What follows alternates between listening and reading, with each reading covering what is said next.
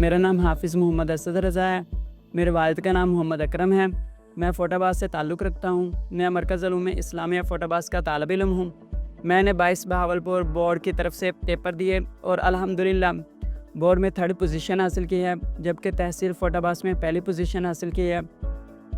मेरे वालिद साहब एक बस कंडक्टर हैं और मेरी वालदा हाउसवाइफ हैं और हम 8 बहन भाई हैं और मैं चौथे नंबर पर हूँ और मैंने हिफ्ज़ भी किया है। हम एक कमरे के घर में रहते हैं और मैंने उसी कमरे में पढ़ाई का सिलसिला जारी किया और बहुत ज़्यादा मेहनत की।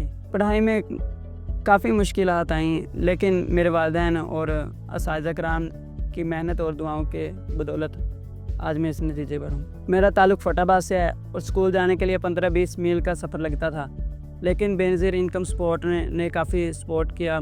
मेरे कुछ दोस्त गुर्बत की वजह से स्कूल नहीं जा सकते थे और उन्होंने पढ़ना छोड़ दिया और मुझे काफ़ी मावनत हासिल हुई बेनज़ीर इनकम सपोर्ट की तरफ से। मुझे बेनज़ीर इनकम सपोर्ट वालों ने इस्लामाबाद बुलाया है और मैं लाइफ में पहले कभी शहर से बाहर नहीं आया।